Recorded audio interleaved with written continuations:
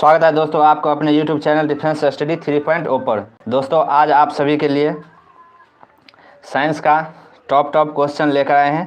तो आप सभी दोस्त क्लास में बने रहिए और क्लास को अच्छे से समझिए, क्योंकि बिहार BSF ट्रेडमैन का एग्ज़ाम होगा अब, तो उसमें आप सभी को अच्छा नंबर लाना है और आप लोग को सिलेक्ट होना है। तो इसी जोश जुनून के साथ स्टार्ट करते हैं आज का क्लास। यह साइंस का क्लास है, तो आप लोग बने रहिए और एक बार सभी फ्रेंड को शेयर कर दीजिए, जिससे सभी दोस्तों को नोटिफिकेशन मिल जाएगा।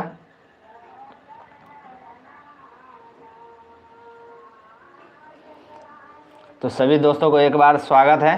रमेश, शिवम, रामू, सोनू, अग्निवीर, लेटेस्ट, सुमन, सभी को डिफेंस स्टडी परिवार में आप सभी को बहुत बहुत स्वागत है। तो चलिए स्टार्ट करते हैं आज का पहला क्वेश्चन। शरीर की सबसे बड़ी ग्रंथि कौन है? और आप सभी दोस्त इसका आंसर कमेंट करते रहिएगा। शरीर की सबसे बड़ी ग्रंथि कौन है? सबसे बड़ी ग्रंथि है, आंसर आप लोग फटाफट कमेंट करिए। सबसे बड़ी ग्रंथि है यकृत। सबसे बड़ी ग्रंथि है यकृत, ऑप्शन नंबर सी। और सबसे बड़ी अंतःस्रावी ग्रंथि थायराइड जो है, सबसे बड़ी अंतःस्रावी ग्रंथि है, अंतःस्रावी ग्रंथि थायराइड सबसे बड़ी अंतःस्रावी ग्रंथि। लार ग्रंथि जो है वो मौत में पाया जाता है, मुंह पर, समझे। चलिए देखते हैं नेक्स्ट क्वेश्चन। नेक्स्ट क्वेश्चन है, मनुष्य में मादा जनन अंग से किस हार्मोन का स्रावन होता है? मनुष्य में मादा जनन अंग से किस हार्मोन का स्रावन होता है? जल्दी कमेंट करिए और सभी दोस्त एक बार शेयर कर दीजिए, जिससे सभी को नोटिफिकेशन मिल जाएगा।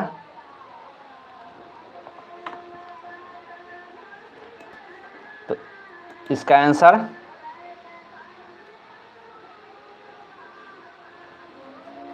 Option number C, relaxin.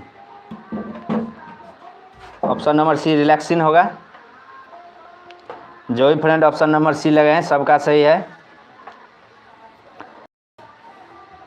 चलिए नेक्स्ट क्वेश्चन देख लीजिए। मनुष्य में ऐच्छिक गतिविधियां का नियंत्रण किसके द्वारा होता है? तो इसका आंसर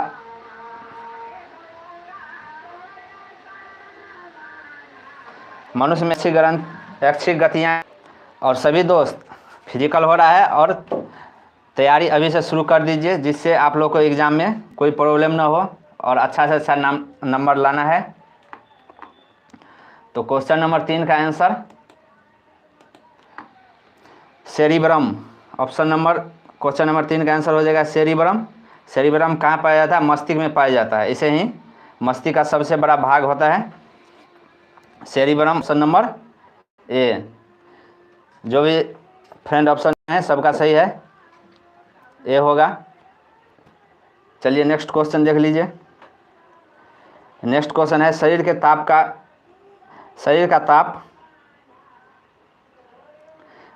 तापक्रम कहाँ नियंत्रित होता है? तो ऑप्शन नंबर 4 का आंसर आप सभी कमेंट करिए। शरीर का तापक्रम कहाँ नियंत्रित होता है?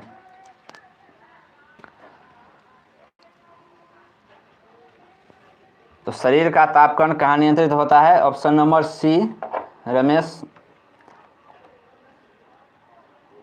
अभिजीत, छोटू, रितिका। तो शरीर का तापक्रम कहाँ नियंत्रित होता है? शरीर का तापक्रम नियंत्रित होता है हाइपोथैलेमस ग्रंथि में। ऑप्शन नंबर सी, हाइपोथैलेमस ग्रंथि में होता है। और पिट्यूटरी जो ग्रंथि है, मस्तिष्क शरीर का सबसे छोटा ग्रंथि है। सबसे छोटा ग्रंथि है कौन? पिट्यूटरी ग्रंथि, जो मस्तिष्क में पाया जाता है। इस टाइप का क्वेश्चन सभी एग्जाम में बार बार पूछे जाते हैं, तो आप लोग को अच्छे से तैयारी करना है। तो चलिए अब देख लीजिए नेक्स्ट सवाल।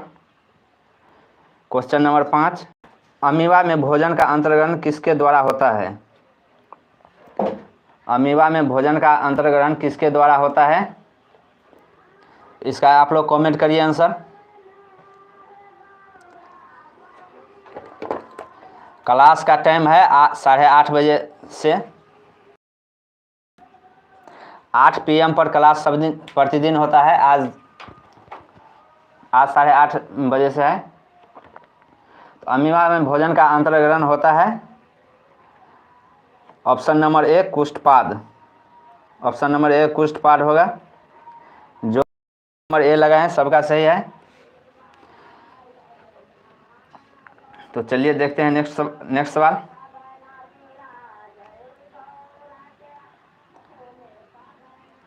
क्वेश्चन नंबर 6, निम्न में से कौन सा एंजाइम लार में पाया जाता है? लार में कौन सा एंजाइम पाया जाता है? मुंह में जो जीभ पर जो होता है पानी की तरह, उसे ही लार कहते हैं। तो लार में कौन सा एंजाइम पाया जाता है? इसका आंसर आप लोग कमेंट करिए। तो और आप सभी आंसर फटाफट कमेंट करते रहिए। तो लार में पाया जाना एंजाइम है कौन? Ptyalin. Option number C ptyalin, जो लार में पाया जाता है। और लार में 2 प्रकार का एंजाइम पाया जाता है। टैलिन एक है amylase.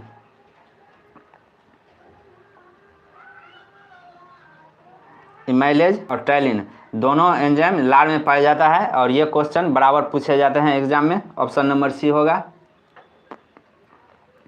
Option number C right answer ptyalin होगा, लार में पाए जाने वाला एंजाइम।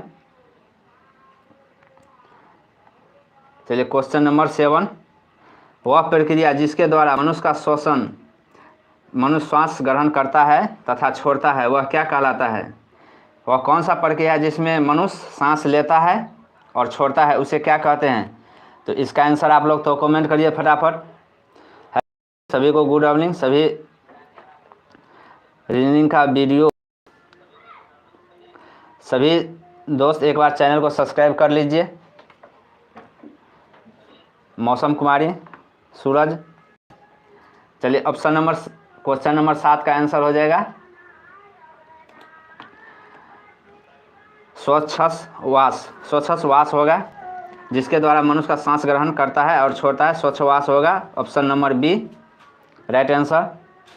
तो जो भी फ्रेंड ऑप्शन नंबर बी लगाए हैं सबका सही है। चलिए, और एक बात तो पता है कि वायुमंडल में नाइट्रोजन 78% और ऑक्सीजन 21% और कार्बन डाइऑक्साइड 0.3% पाया जाता है। चलिए नेक्स्ट क्वेश्चन देखिए। क्वेश्चन नंबर 8, ऊर्जा के उत्पादन के लिए कोशिका प्रायः किसका उपयोग करती हैं?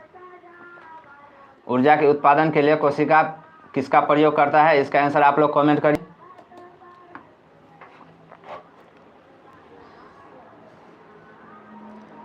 कैलाश, अजय, आलोक, राजीव, छोटू सभी आंसर कमेंट करते रहिए। ऊर्जा उत्पादन के लिए कोशिका प्रायः किसका उपयोग करती हैं? तो ऊर्जा उत्पादन के लिए कोशिका जो है ग्लूकोज का उपयोग करता है। शरीर में जो ग्लूकोज ऊर्जा में बदलता है, तो कोशिका प्रायः उपयोग करता है ऊर्जा के लिए ग्लूकोज का। और प्रोटीन बनने में कौन सा अम्ल काम आता है? प्रोटीन बनने में अमीनो अम्ल। प्रोटीन के निर्माण में अमीनो अम्ल का प्रयोग किया जाता है। समझ गए? चलिए क्वेश्चन नंबर नेक्स्ट देखिए। क्वेश्चन नंबर 9, किस अभिक्रिया द्वारा पौधों में ऑक्सीजन बाहरी वातावरण से कोशिकाओं में पहुंचता है? यह बहुत इंपॉर्टेंट क्वेश्चन है। किस अभिक्रिया द्वारा पौधे में ऑक्सीजन बाहरी वातावरण से कोशिका में पहुंचता है? तो इस प्रकार का क्वेश्चन एग्जाम में बराबर पूछे जाते हैं। तो इसका ऑप्शन हो जाएगा ऑप्शन नंबर बी विसरण। विसरण द्वारा पौधे में ऑक्सीजन बाहरी वातावरण से कोशिका में पहुंचता है। और पौधे में प्रकाश संश्लेषण किस में होता है? पौधे में प्रकाश संश्लेषण होता है। जो कार्बन डाइऑक्साइड लेता है, CO2 लेता है, और छोड़ता कौन है? ऑक्सीजन। जो ऑक्सीजन हम लोग सांस के तौर पर लेते हैं वायु से। तो ऑप्शन नंबर इसका बी हो जाएगा विसरण। जो भी फ्रेंड ऑप्शन नंबर बी लगाए सबका सही है। गोविंद, रमेश, किरण, सभी फ्रेंड आंसर कमेंट करते रहिए, जिससे पता चलेगा कि आप सभी अच्छे से समझ रहे हैं। चलिए नेक्स्ट क्वेश्चन है, क्वेश्चन नंबर 10। श्वसन की अभिक्रिया में खाद्य पदार्थ का परिणति क्या होता है? श्वसन की अभिक्रिया में खाद्य पदार्थ की परिणति क्या होता है? तो इसका आंसर आप लोग कमेंट करिए। कन्हैया, रमेश। तो ऑप्शन नंबर ए विघटन। श्वसन की अभिक्रिया में खाद्य क्या होता है? विघटन होता है। राइट आंसर ऑप्शन नंबर ए होगा। आनंद, गोविंद, सभी को स्वागत है। आज सभी जो भी फ्रेंड ऑप्शन नंबर ए लगाएं सबका सही है। ऑप्शन होगा विघटन।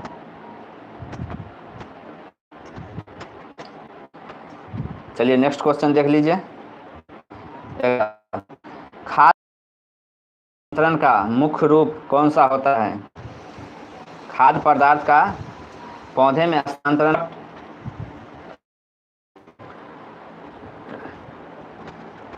11 का आंसर। पंकज, कैलाश, रमेश, सभी आंसर कमेंट करते रहिए फटाफट। खाद्य पदार्थ का पौधे में स्थानांतरण का मुख्य रूप कौन सा होता है? तो होता है कौन? Sucrose. Option number C sucrose होगा। ऑप्शन नंबर सी होगा सुक्रोज, राइट आंसर।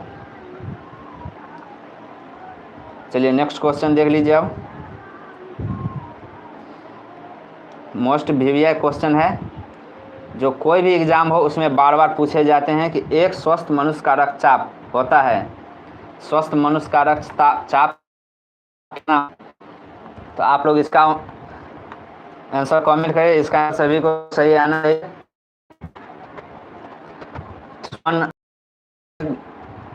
मुकेश, सभी को आंसर कमेंट करना। ऑप्शन नंबर बी होगा 120 और 80। हाईएस्ट रक्तचाप कितना होता है? 120। और मिनिमम कितना होना चाहिए? 80 होना चाहिए रक्तचाप। और रक्तचाप को जो मापने वाला यंत्र होता है उसे क्या कहते हैं? स्फिग्नोमीटर। स्फिग्नोमीटर जो होता है, स्फिग्नोमीटर से रक्तचाप जो है मापा जाता है, स्फिग्नोमीटर से। ऑप्शन नंबर बी होगा। चलिए नेक्स्ट क्वेश्चन देख लीजिए। मनुष्य के मस्तिष्क की सबसे बड़ी झिल्ली कौन सी है? मनुष्य के मस्तिष्क की सबसे बड़ी झिल्ली कौन सी है? तो इसका आंसर आप लोग सभी दोस्तों को कमेंट करना है।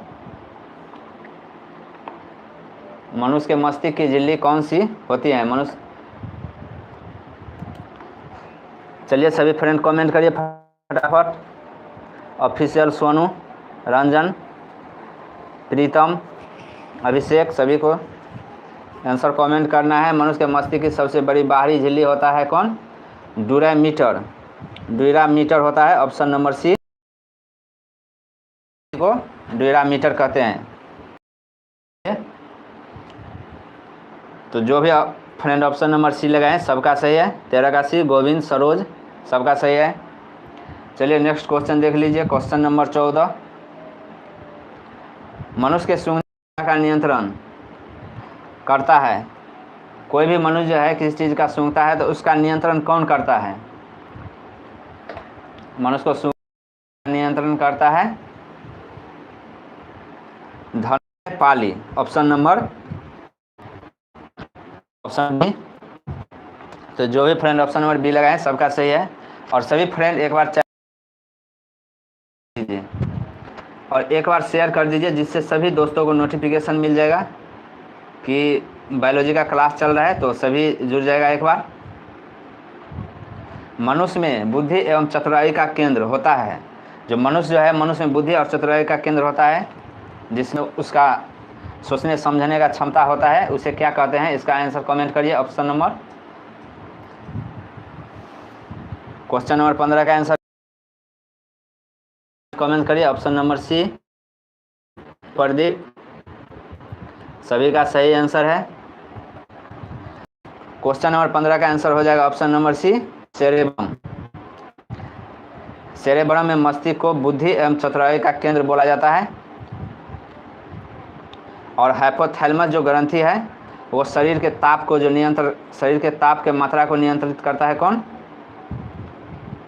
शरीर के ताप की मात्रा को नियंत्रण करता है हाइपोथैलेमस ग्रंथि।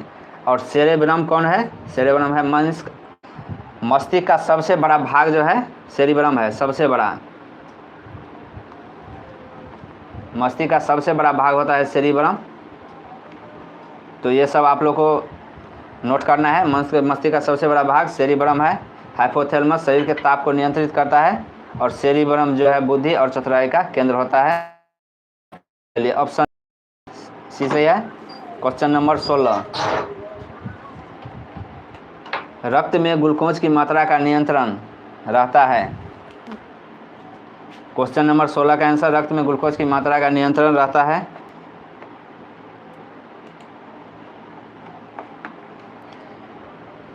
तो इसका आंसर कमेंट करिए। दीपक, प्रदीप, सोनू। इंसुलिन के कारण रक्त में ग्लूकोज की मात्रा का नियंत्रण होता है इंसुलिन का कारण। इंसुलिन कहाँ से निकलता है? अग्नाशय से। इंसुलिन निकलता है अग्नाशय से। अगर इंसुलिन की जो कमी हो जाता है तो कौन सा रोग हो जाता है? मधुमेह रोग। मधुमेह रोग जिसे हम लोग कहते हैं, जिसमें चीनी का मात्रा बढ़ जाता है उसे मधुमेह रोग कहते हैं। और ग्लूकोज की मात्रा को नियंत्रण करता है इंसुलिन। तो ऑप्शन नंबर 16 का आंसर हो जाए ऑप्शन नंबर डी।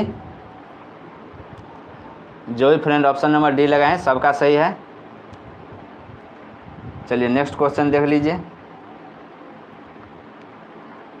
ऑक्सीजन है, ऑक्सीजन क्या है? तो ऑक्सीजन क्या है इसके बारे में बताना है। तो सभी दोस्तों कमेंट करते रहिए। क्वेश्चन नंबर 17 का आंसर बताइए सभी दोस्त। ऑक्सीजन क्या है? ऑक्सीजन है एंजाइम है जो पाचन में सहायता करता है। तो 17 का आंसर हो जाएगा ऑक्सीजन है एक एंजाइम। कार्बोहाइड्रेट वह जिससे हमें ऊर्जा प्राप्त होता है। सबसे ज़्यादा मात्रा शरीर में, सबसे ज़्यादा ऊर्जा शरीर में कार्बोहाइड्रेट के द्वारा प्राप्त होता है। तो ऑक्सीजन है क्या? एंजाइम है। चलिए नेक्स्ट क्वेश्चन देख लीजिए। जो भी फ्रेंड ऑप्शन नंबर सी लगाएं सबका सही है, ऑक्सीजन एंजाइम होगा। नेक्स्ट क्वेश्चन है जय प्रक्रम के अंतर्गत कौन आता है? इसका आंसर आप लोग कमेंट करिए। तो जय प्रक्रम के अंतर्गत कौन आता है? 18 का answer option number D Agniveer Vishal. चलिए 18 का आंसर हो गया जय प्रक्रम के अंतर आता है सभी, पोषण, उत्सर्जन और शोषण। जय प्रक्रम मतलब कोई जो खाना कैसे बनाता है, पोषण, शरीर के विकास के लिए पोषण का जरूरी होता है, उत्सर्जन सांस लेना छोड़ना, सांस लेता है उत्सर्जन, सभी जो है जय प्रक्रम के अंतर्गत आता है। ऑप्शन नंबर डी होगा।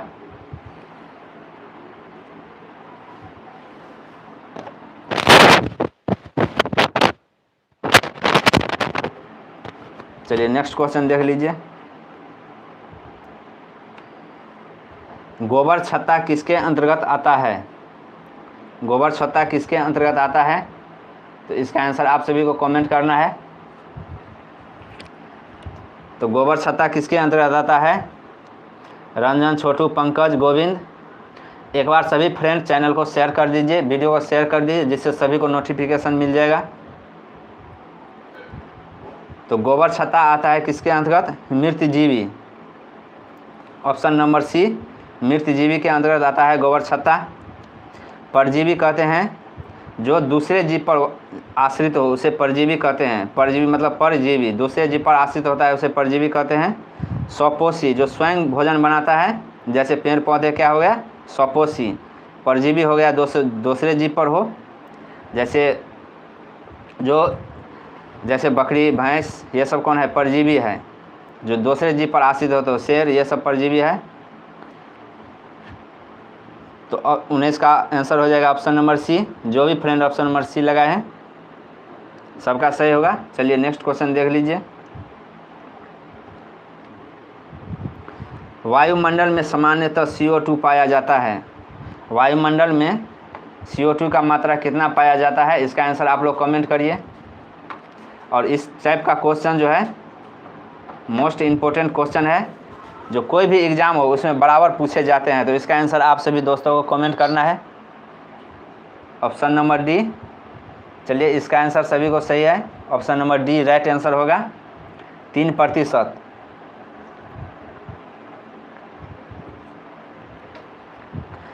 और वायुमंडल में 78% कौन पाया जाता है, नाइट्रोजन। 21% क्या पाया जाता है, ऑक्सीजन। और जब हम सांस लेते हैं तो उसमें नाइट्रोजन 78%, ऑक्सीजन 21% और कार्बन डाइऑक्साइड 0.03%। और जब छोड़ते हैं तो नाइट्रोजन कितना छोड़ते हैं, 78%। ऑक्सीजन जो है वो थोड़ा कार्बन डाइऑक्साइड में बदल जाता है, तो ऑक्सीजन कितना वापस आता है, 17%। अब बाकी जो 4% बचता है वो कार्बन डाइऑक्साइड के रूप में वापस आता है। जब हम सांस लेते हैं तो कार्बन डाइऑक्साइड निकलता है, तो उसमें 4% कार्बन डाइऑक्साइड रहता है। चलिए नेक्स्ट क्वेश्चन देख लीजिए। छाया में पनपने वाले पौधे को क्या कहते हैं, इसका आंसर आप सभी दोस्त कमेंट करिए। क्लास का टाइम, मनीष जी, क्लास का टाइम 8 बजे से है। छाया में पनपने वाले पौधे को क्या कहते हैं, छाया में पनपने वाले पौधे को कहते हैं सियोकाइटस। सियोकाइटस, छाया में पनपने वाले पौधे को कहते हैं सियोकाइटस, ऑप्शन नंबर सी। छाया में पनपने वाले पौधे को सियोकाइटस कहते हैं। थियोफाइट्स, चट्टान में उगने वाले पौधे को क्या कहते हैं, चट्टानों में उगने वाले पौधे को कहते हैं थियोफाइट्स। ये भी जान लेना है क्योंकि ये सब क्वेश्चन बराबर पूछते रहते हैं। तो जो भी फ्रेंड ऑप्शन नंबर सी लगाएं सबका सही है। और सभी फ्रेंड एक बार चैनल को लाइक, सब्सक्राइब और शेयर कर दीजिए, जिससे जो भी स्टूडेंट अभी छूट गए हैं उसको नोटिफिकेशन मिल जाएगा और वो भी क्लास में जुड़ जाएगा। चलिए क्वेश्चन नंबर 22 का आंसर बताइए। मनुष्य में मुख्य श्वसन अंग क्या होता है, मनुष्य में मुख्य श्वसन अंग क्या होता है, तो इसका आंसर आप लोग कमेंट करिए फटाफट।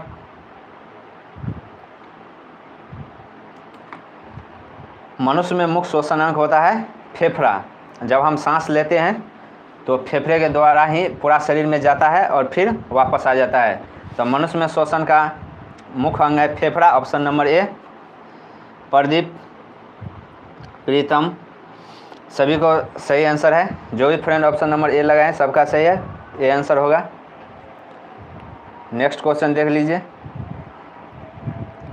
निम्नलिखित में कौन सी बीमारी श्वसन तंत्र से प्रभावित, कौन सी बीमारी जो श्वसन तंत्र से प्रभावित होती हैं, तो इसका आंसर आप सभी को कमेंट करना है। श्वसन तंत्र से प्रभावित बीमारी कौन सा है, गोविंद, अजय, गोविंद, प्रदीप, सभी कमेंट करिए इसका आंसर। 23 नंबर का आंसर कमेंट करिए। कौन सी बीमारी श्वसन तंत्र से संबंधित होता है, ऑप्शन नंबर डी होगा, बी और सी। बी और सी होगा, टीबी और निमोनिया। टीबी में सांस लेने में दिक्कत होता है, निमोनिया में सांस लेने में दिक्कत होता है। तो टीबी और निमोनिया से कौन सा अंग पर शरीर का कौन सा तंत्र प्रभावित होता है, श्वसन तंत्र। इसलिए टीबी और निमोनिया ऑप्शन नंबर डी होगा, बी और सी। गोविंद, अंकित, कृष्णा,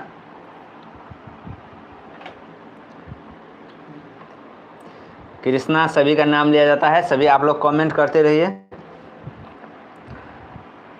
और तैयारी अभी से शुरू करना है, जिससे एग्ज़ाम के समय तक आप लोग का अच्छा से अच्छा तैयारी हो जाना चाहिए। और इस बार आप सभी फ्रेंड को सिलेक्ट होना है। उच्च रक्तचाप की अवस्था को क्या कहते हैं, उच्च रक्तचाप की अवस्था को क्या कहते हैं, तो इसका आंसर आप लोग कमेंट करिए।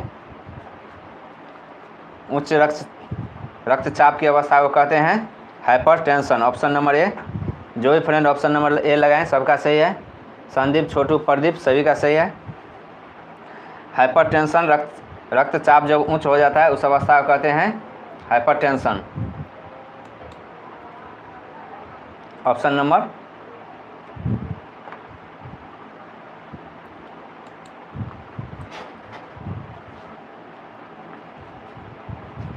हाइपरटेंशन सी होगा। एक मिलेगा हाइपोटेंशन है, हाइपरटेंशन होता है, एक ऑप्शन नंबर सी होगा राइट आंसर। चलिए नेक्स्ट क्वेश्चन देख लीजिए। मछलियों में उत्सर्जी पदार्थ क्या होता है? मछलियों में उत्सर्जी पदार्थ क्या होता है, इसका आंसर कमेंट करिए। अजय, रितिका, रंजन, अभिषेक,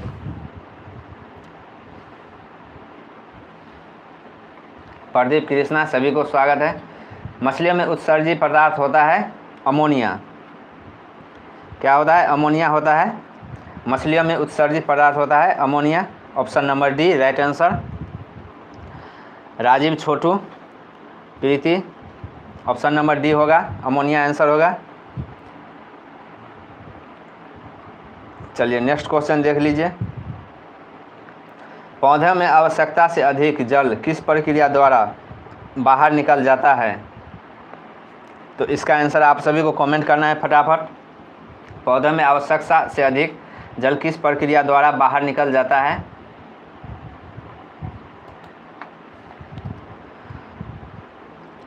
डी, तो आंसर हो जाएगा 26 का आंसर हो जाएगा वाष्पसर्जन। ऑप्शन नंबर बी हो जाएगा, वाष्पसर्जन होगा। वाष्पसर्जन की सहायता जो पौधे में जो अत्यधिक जल होता है वह बाहर निकल जाता है वाष्पसर्जन के द्वारा। और एक बात जान लीजिए, प्रकाश संश्लेषण में कौन सा धातु होता है? तो मैग्नीशियम होता है, Mn। यह क्वेश्चन बार बार पूछा जाता है।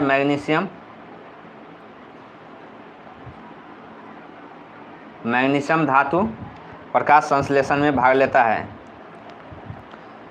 26 का आंसर हो जाएगा वाष्पसर्जन, option number B right answer. चलिए नेक्स्ट क्वेश्चन है। और सभी फ्रेंड एक बार चैनल को सब्सक्राइब कर लीजिए और वीडियो को लाइक कर दीजिए। निम्नलिखित में किसे प्रकाश संश्लेषी अंग कहते हैं? प्रकाश संश्लेषी अंग कहते हैं किसका? तो इसका आंसर आप लोग कमेंट करिए। आलोक, शिवम, जयदेव, कृष्णा, प्रदीप, जो ऑप्शन नंबर ए लगाएं सही है। तो निम्नलिखित में किसे प्रकाश संश्लेषी अंग कहते हैं? पत्ती को कहते हैं प्रकाश संश्लेषी अंग। प्रकाश संश्लेषण किस में होता है? सूर्य के रोशनी में होता है।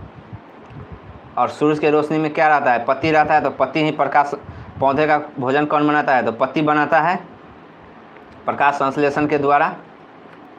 तो ऑप्शन नंबर हो जाएगा पत्ती, ऑप्शन नंबर ए। चलिए 27-28 क्वेश्चन, नेक्स्ट क्वेश्चन देख लीजिए। पौधे में गैस के आदान प्रदान के लिए रहते हैं। पौधे में जो गैस होता है, जब वायुमंडल से जो गैस लेता है उसके आदान प्रदान के लिए कौन सा चीज़ उपयोगी होता है? तो इसका आंसर आप सभी को कमेंट करना है। पौधे में गैस के आदान प्रदान के लिए रहता है बी, प्रदीप, बी। 29 का आंसर बी राइट। अमित, सभी का स्वागत है। तो आदान प्रदान के लिए होता है रंध्र, ऑप्शन नंबर बी रंध्र होगा। रंध्र के माध्यम से पौधे में जो गैस होता है उसका आदान प्रदान होता है, एक जगह से दूसरी जगह भेजा जाता है। ऑप्शन नंबर बी होगा रंध्र। चलिए क्वेश्चन, नेक्स्ट क्वेश्चन देख लीजिए। फेफड़े का आकार होता है, यह भी एक मोस्ट वीवियस क्वेश्चन है। तो क्वेश्चन को अच्छे से समझिएगा और याद रखना है जिससे एग्ज़ाम में कोई दिक्कत ना हो। फेफड़े का आकार कैसे होता है बताना है, जल्दी से कमेंट करिए। फेफड़े का आकार क्या होता है?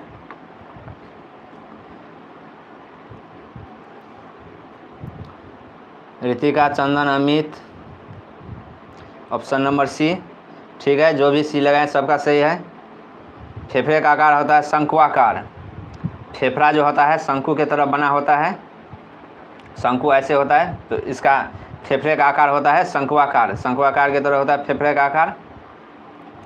Right answer option number C. चलिए नेक्स्ट क्वेश्चन देख लीजिए। भोजन का पाचन किस प्रक्रिया की अभिक्रिया है?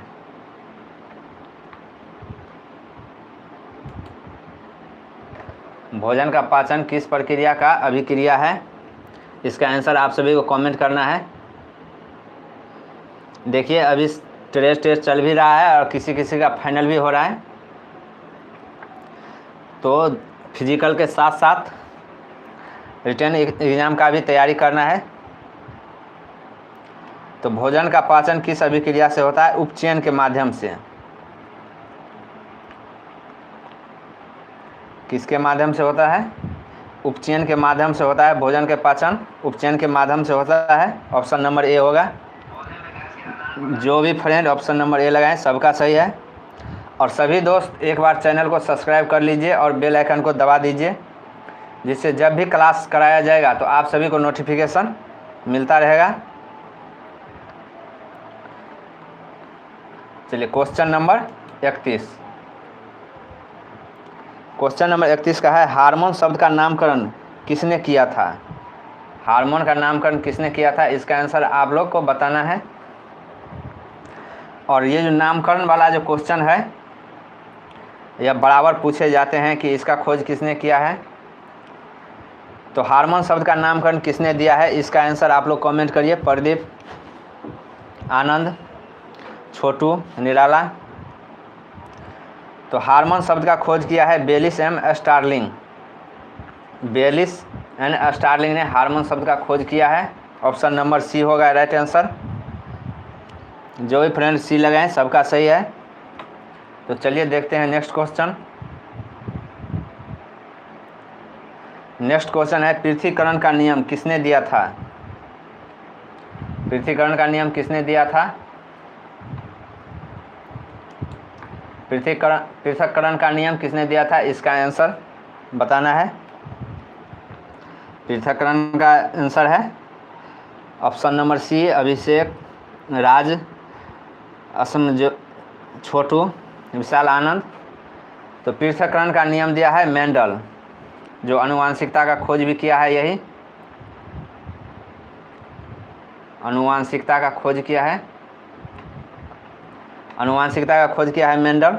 और पृथक्करण का नियम भी दिया है कौन? मेंडल ने दिया था। तो ऑप्शन नंबर सी होगा राइट आंसर। चलिए देखते हैं नेक्स्ट क्वेश्चन। जीव विज्ञान शब्द का प्रयोग सर्वप्रथम किसने किया था? ये बहुत इंपॉर्टेंट क्वेश्चन है, मोस्ट इंपॉर्टेंट क्वेश्चन।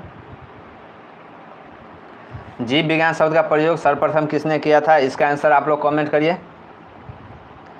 राज, विष्णु, अभी, कश्यप। जीव विज्ञान शब्द का प्रयोग किया था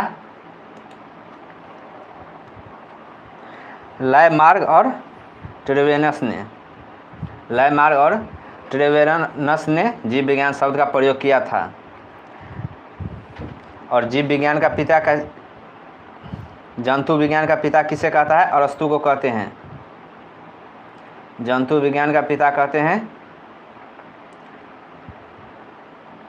जंतु विज्ञान के पिता अरस्तु को कहते हैं। और जीव विज्ञान शब्द का प्रयोग सबसे पहले किया था लाइमार्क और ट्रेवेनस ने। ऑप्शन नंबर ए होगा right answer.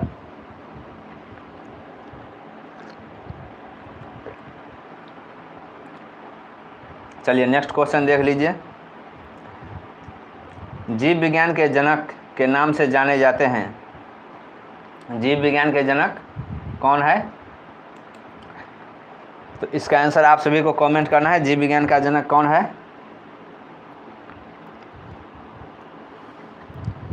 Sonu, Anand, Jaidev, Indian army, Govind. चलिए इसका आंसर कमेंट करिए। ऑप्शन नंबर 34 का C. Option number C right answer होगा अरस्तु। जीव विज्ञान शब्द का जनक कौन है? अरस्तु है। लेकिन जीव विज्ञान का सबसे पहले नाम किसने लिया था? ट्रेवेनस और लाइमार्क। लेकिन सबसे पहले जीव विज्ञान शब्द का जनक है कौन? अरस्तु। ऑप्शन नंबर सी अरस्तु होगा। जो भी फ्रेंड ऑप्शन नंबर सी लगाए हैं सबका सही है। वनस्पति विज्ञान का जनक के नाम से जाना जाता है। यह भी मोस्ट इम्पोर्टेंट क्वेश्चन है और इस टाइप का क्वेश्चन जो है सभी एग्ज़ाम में बार बार पूछे जाते हैं, तो इस क्वेश्चन सबको अच्छे से नोट करना है जिससे एग्ज़ाम में कोई दिक्कत न हो। वनस्पति विज्ञान के जनक के नाम से जाना जाता है, कौन है? इसका आंसर कमेंट करिए। ऑप्शन नंबर ए सी लक्ष्मी अभिकल्प योगेंद्र छोटू। तो वनस्पति विज्ञान का जनक है कौन? थियोफ्रेटस।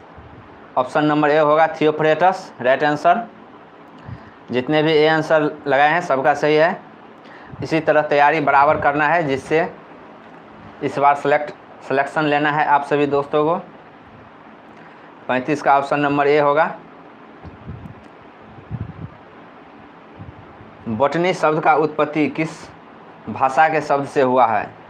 बॉटनी शब्द की उत्पत्ति किस भाषा के शब्द से हुआ है? इसका आंसर कमेंट करिए।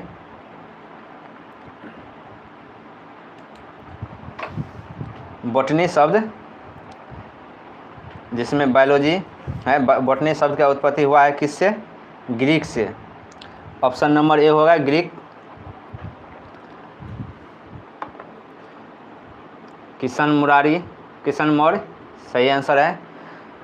बॉटनी शब्द का उत्पत्ति ग्रीक से हुआ है। Option number A right answer. चलिए नेक्स्ट क्वेश्चन है, फाइकोलॉजी में किसका अध्ययन किया जाता है? फाइकोलॉजी ये सब जो है इसका बार बार सभी एग्जाम में पूछे जाते हैं इस सब टाइप का क्वेश्चन। तो फाइकोलॉजी में किसका अध्ययन किया जाता है? इसका आंसर आप सभी को कमेंट करना है।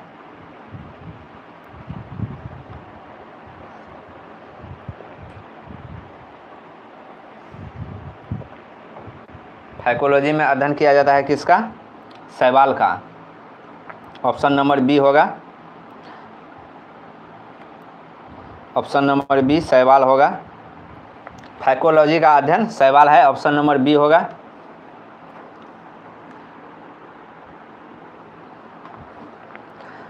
तो सभी फ्रेंड आंसर कमेंट करते रहिए। फाइकोलॉजी का अध्ययन होता है शैवाल। चलिए नेक्स्ट क्वेश्चन है 37-38। सभी फ्रेंड एक बार चैनल को सब्सक्राइब कर लीजिए और बेल आइकन को दबा दीजिए कि जब भी क्लास चलाया जाएगा तो आप सभी को नोटिफिकेशन मिलता रहेगा। और यहाँ पर हर एक डिफेंस संबंधित सभी नोटिफिकेशन अपलोड किया जाता है, तो आप सभी को राइट इन्फॉर्मेशन मिलेगा। हमेशा राइट इन्फॉर्मेशन दिया जाता है। तो आप सभी दोस्त इस चैनल को सब्सक्राइब कर लीजिए और एक बार शेयर कर दीजिए। पर्यावरण का अध्ययन जीव विज्ञान के किस शाखा के अंतर्गत किया जाता है? पर्यावरण का अध्ययन जीव विज्ञान के किस शाखा के अंतर्गत किया जाता है? तो 38 का आंसर आप सभी दोस्त कमेंट करिए।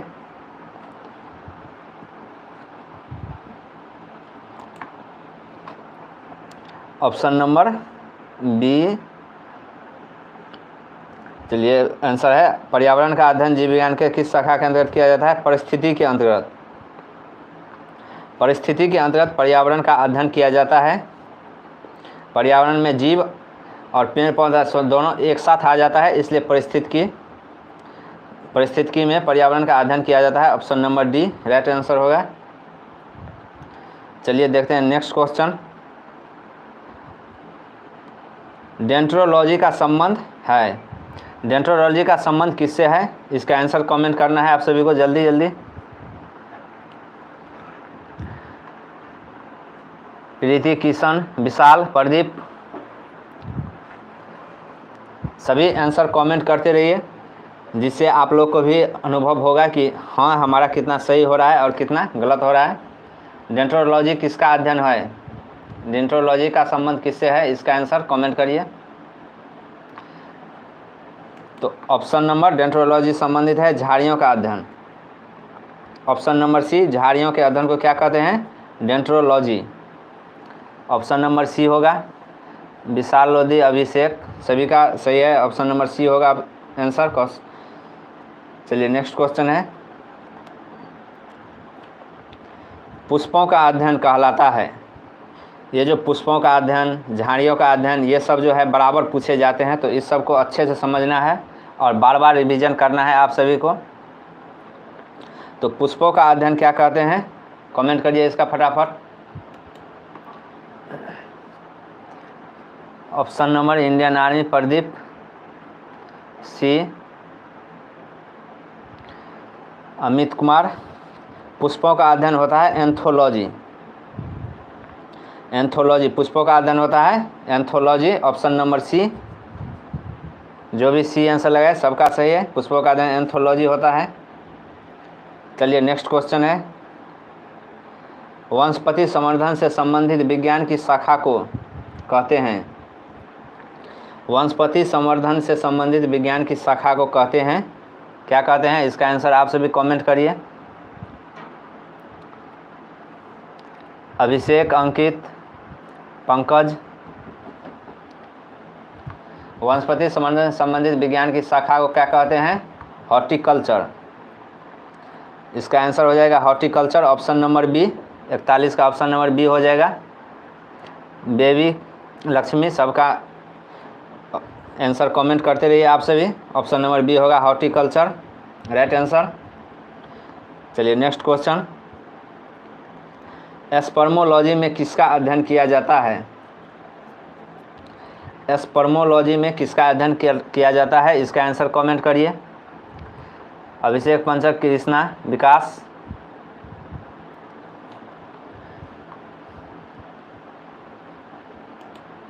स्पर्मोलॉजी में अध्ययन किसका किया जाता है?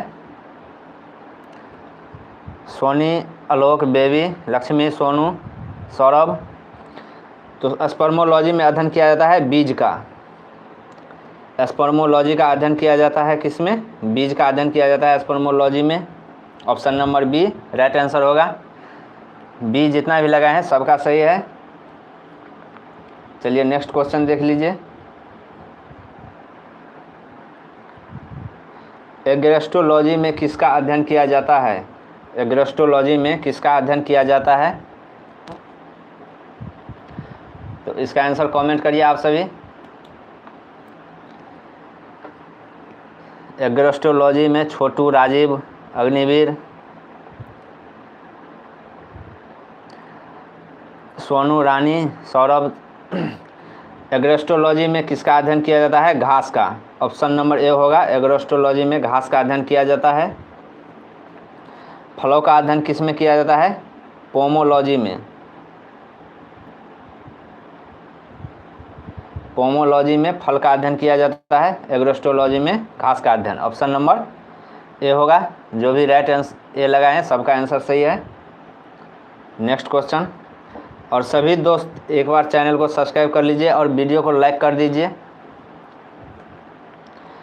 पीडोलॉजी में किसका अध्ययन किया जाता है?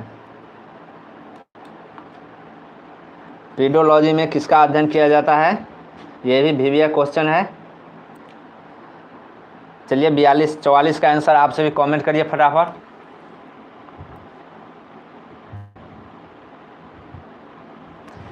पीडोलॉजी में अध्ययन किया जाता है किसका? भूमि का। भूमि का अध्ययन किस में किया जाता है? पीडोलॉजी में। ऑप्शन नंबर ए होगा। बेबी, प्रदीप, सोनू, सबका सही राइट आंसर है। ऑप्शन नंबर ए होगा राइट आंसर। भूमि में पीडोलॉजी का अध्ययन किया जाता है। चलिए नेक्स्ट क्वेश्चन है,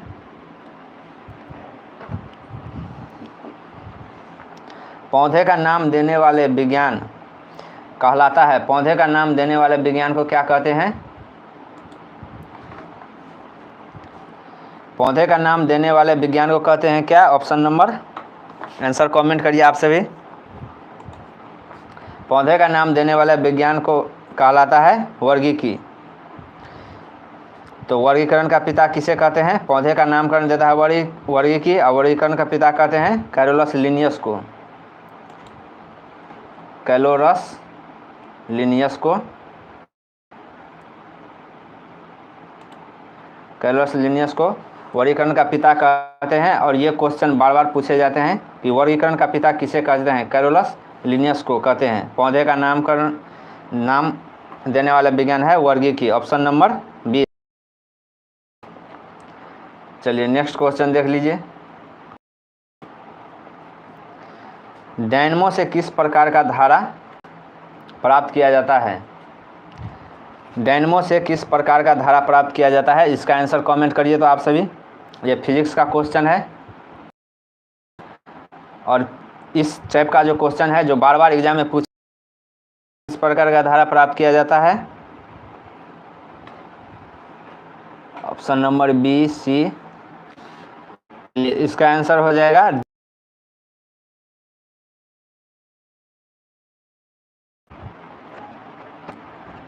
चलिए नेक्स्ट क्वेश्चन है,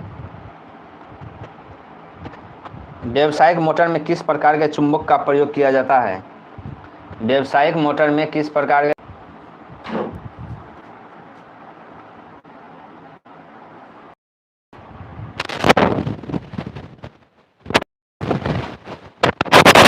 मोटरों में किस प्रकार के चुंबक का प्रयोग किया जाता है, तो व्यावसायिक मोटर में किस प्रकार का चुंबक का प्रयोग किया जाता है, option number C right answer हो जाएगा, विद्युतीय चुंबक। व्यावसायिक मोटर में किस प्रकार के चुंबक का प्रयोग, विद्युतीय मोटर। तो इस टाइप का क्वेश्चन सभी को अच्छे से रखना है। सर आवाज़ नहीं आ रहा है, थोड़ा कभी कभी नेटवर्क का प्रॉब्लम हो जाता है, इससे टेंशन नहीं लेना है।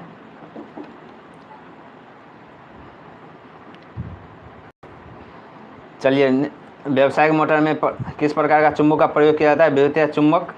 चलिए नेक्स्ट क्वेश्चन देख लीजिए, मानव के वो दो महत्वपूर्ण भाग कौन सा है जिनमें चुंबक क्षेत्र का उत्पन्न होना अनिवार्य है, महत्वपूर्ण भाग है जिसमें चुंबक क्षेत्र का उत्पन्न होना अनिवार्य है, इसका कौन सा आंसर आप सभी तो कमेंट। मानव के दो भाग है, महत्वपूर्ण भाग है जिसमें चुंबक क्षेत्र उत्पन्न होता है, option number A Ajit, Chhotu, Pradeep, Ritika. Option number C हो जाएगा, हृदय और मस्तिष्क। मानव शरीर में दो महत्वपूर्ण भाग है, कौन, हृदय और मस्तिष्क, जिसमें चुंबक क्षेत्र उत्पन्न होना अनिवार्य है, इसमें चुंबक क्षेत्र उत्पन्न होता रहता है, तो ऑप्शन नंबर सी होगा राइट आंसर। सबका सही है, रानी, सोनू, ऑप्शन नंबर सी होगा राइट आंसर। चलिए नेक्स्ट क्वेश्चन देख लीजिए, विद्युत चुंबक बनाने के लिए प्रायः किस पदार्थ के छड़ का उपयोग किया जाता है, विद्युत चुंबक बनाने के लिए किस प्रकार के छड़ का प्रयोग किया जाता है, तो इसका आंसर आप लोग कमेंट।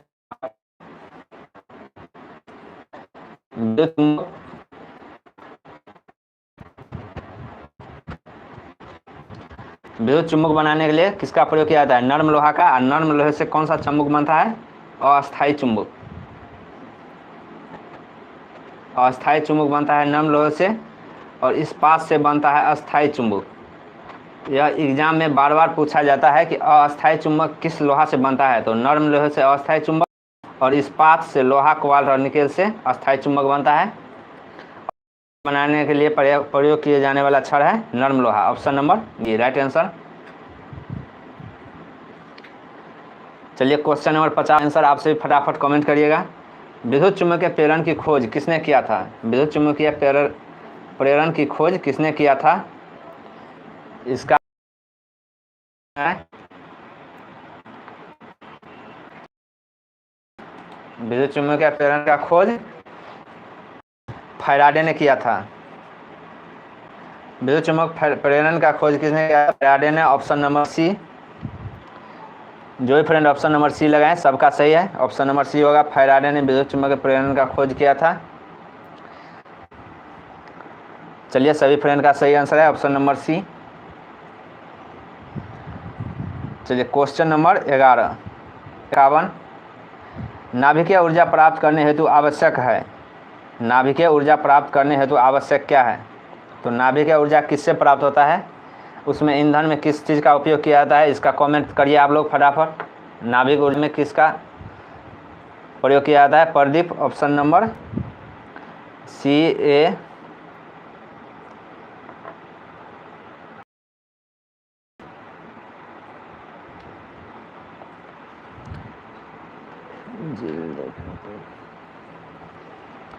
नाभिक ऊर्जा प्राप्त करने के लिए प्रयोग किया जाता है किसका, यूरेनियम, ऑप्शन नंबर सी होगा। जो भी फ्रेंड ऑप्शन नंबर सी लगाए सबका सही है, यूरेनियम होगा। नाभिकीय ऊर्जा में ईंधन के रूप में किसका प्रयोग किया जाता है, यूरेनियम का। यूरेनियम का संकेत होता है U। चलिए नेक्स्ट क्वेश्चन देख लीजिए। शारीरिक कार्य को करने के किस प्रकार के शारीरिक कार्य को करने के लिए किस प्रकार के ऊर्जा का उपयोग। चलिए तो इसका आंसर आप सभी कमेंट करिए। ऑप्शन नंबर सी।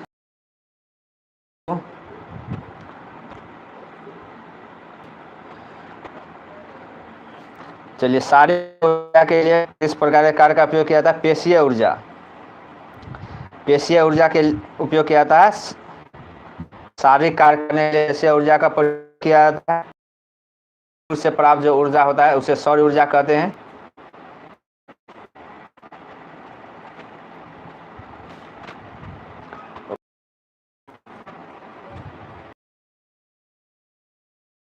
ऊर्जा के सभी रूप में अंतः स्रोत किसे माना जाता है।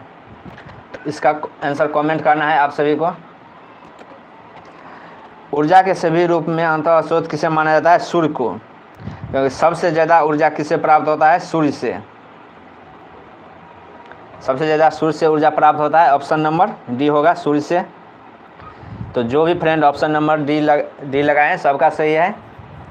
और आप सभी कमेंट करिए कि क्लास कैसा लग रहा है, अच्छा लग रहा है। चैनल को शेयर कर दीजिए और वीडियो को लाइक और चैनल को सब्सक्राइब कर लीजिएगा। तो चलिए नेक्स्ट क्वेश्चन देख लीजिए।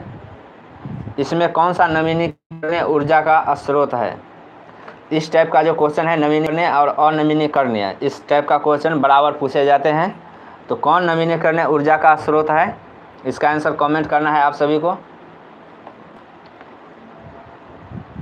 नवीनीकरणीय ऊर्जा का स्रोत है सी। चलिए देखते हैं। जो नवीनीकरणीय ऊर्जा ऐसे हैं जिसे हम बार बार दोहरा सकते हैं।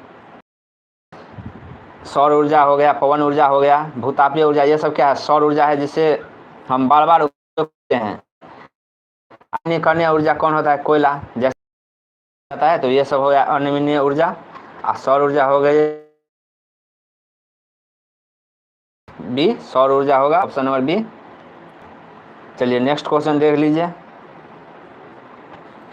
पृथ्वी पर ऊर्जा का सबसे विशाल स्रोत क्या है।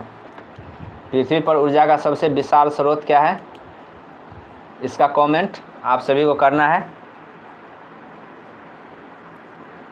पृथ्वी पर ऊर्जा का सबसे विशाल स्रोत क्या है। ऊर्जा का सबसे विशाल स्रोत है सूर्य। स्रोत सूर्य है जो सबसे ज़्यादा ऊर्जा देता है पूरा वर्ल्ड को, पूरा ब्रह्मांड को प्रकाशित करता है। इसीलिए पृथ्वी पर ऊर्जा का सबसे बड़ा सूर्य ऑप्शन नंबर राइट आंसर होगा। चलिए क्वेश्चन देख लीजिए। डेनमार्क को कहा जाता है। डेनमार्क को क्या कहा जाता है, इसका आंसर आप सभी को कमेंट करना है। डेनमार्क को क्या कहा जाता है। डेनमार्क को कहा जाता है पवनों का देश। डेनमार्क में जो है पवन ऊर्जा से हो रहा है। मतलब हवा से जो नवीनीकरणीय ऊर्जा का स्रोत है। ऑप्शन नंबर सी होगा। जो भी फ्रेंड ऑप्शन नंबर सी लगाएं सबका सही है। तो चलिए अब देखते हैं नेक्स्ट क्वेश्चन है। और सभी फ्रेंड चैनल को सब्सक्राइब कर लीजिए और वीडियो को एक बार शेयर कर दीजिए जिससे सभी को नोटिफिकेशन मिल जाएगा। सौर सेल बनाने के लिए किस धातु का उपयोग किया जाता है। सौर सेल बनाने के लिए किस धातु का उपयोग किया जाता है। सौर सेल बनाने के लिए धातु नहीं होगा, यहाँ पर होगा अधातु होगा। धातु ने सौर सेल बनाने के लिए अर्धचालक होगा, नहीं धातु।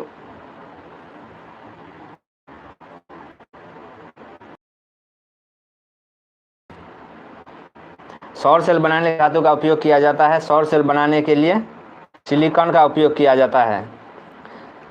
सौर सेल जो ऊपर में रहता है उसे सिलिकॉन और जर्मेनियम का बना होता है, तो सौर सेल बना जर्मेनियम का उपयोग किया जाता है। जर्मेनियम का सौर सेल बनाने के लिए जर्मेनियम का उपयोग किया जाता है। Option number B right answer होगा। जो भी फ्रेंड ऑप्शन नंबर बी लगाए सबका सही है। करता है सौर सेल सौर ऊर्जा को किस ऊर्जा में रूपांतरित करता है, इसका आंसर कमेंट करिए तो फटाफट। सौर सेल जो है सौर से ऊर्जा लेकर किस ऊर्जा में कन्वर्ट करता है, तो वह है विद्युत ऊर्जा। सौर ऊर्जा सौर से ऊर्जा लेकर उसे विद्युत ऊर्जा में रूपांतरित कर देता है, तो सौर ऊर्जा सौर विद्युत ऊर्जा में रूपांतरित करता है। Option number A right answer. Dipendra, Vivek, Pradeep, Roopak, Rani सभी का स्वागत है। और सभी फ्रेंड क्लास में बने रहिए, जिससे आप सभी को अच्छा से अच्छा तैयारी करना है और इस बार सिलेक्शन लेना है। निम्नलिखित में किसका उपयोग खाना बनाने वाले ईंधन के रूप में किया जाता है? चलिए इसका आंसर आप लोग कमेंट करिए। किसका उपयोग खाना बनाने वाले ईंधन के रूप में नहीं किया जाता है? किसका उपयोग खाना बनाने वाले ईंधन के रूप में नहीं किया जाता है? तो इसका आंसर आप लोग कमेंट करिए फटाफट। एलपीजी, बायोगैस, कोयला और सीएनजी। तो सीएनजी से खाना नहीं बनता है। कंप्रेसर नेचुरल गैस प्राकृतिक गैस है, इससे खाना नहीं बनता है। खाना बनाने के लिए किसका प्रयोग होता है? एलपीजी का। एलपीजी में होता है कौन? नॉर्मल ब्यूटेन और आइसोब्यूटेन और बायोमास और कोयला। इस तीनों से खाना बनाया जाता है, लेकिन सीएनजी से खाना नहीं बनाया जाता है। ऑप्शन नंबर सी होगा। जो भी फ्रेंड ऑप्शन नंबर सी लगाएं सबका सही है। राइट आंसर सी होगा, सीएनजी। और एलपीजी में याद रख लीजिएगा नॉर्मल ब्यूटेन और आइसोब्यूटेन पाया जाता है। चलिए नेक्स्ट क्वेश्चन देख लीजिए। प्रकाश संश्लेषी अंग इनमें से कौन सा है? प्रकाश संश्लेषी अंग इसमें से कौन सा है? इसका आंसर आप सभी को कमेंट करना है। तो प्रकाश संश्लेषी छोटू, रितिका, राज, प्रदीप, दीपेंद्र, रानी सभी इसका आंसर कमेंट करिए। प्रकाश संश्लेषी अंग इसमें से कौन सा है? डी, सी, डी। चलिए प्रकाश संश्लेषी अंग इसमें कौन सा है? हरित लवक। हरित लवक प्रकाश संश्लेषी अंग है। और हरित लवक में कौन से पाया जाता है? मैग्नीशियम धातु पाया जाता है, जो प्रकाश हरित लवक में उपस्थित रहता है। और तो ऑप्शन नंबर सी होगा, हरित लवक। चलिए आज का क्लास यहीं पर समाप्त किया जाता है। और आप सभी दोस्तों चैनल को सब्सक्राइब कर लीजिएगा और लाइक दबा दीजिएगा और नोटिफिकेशन दबा दीजिए, जिससे आप सभी को जब भी क्लास कराया जाएगा तो आप सभी को नोटिफिकेशन मिलता रहेगा। मिलते हैं नेक्स्ट क्लास में, तब तक के लिए जय हिंद, वंदे मातरम।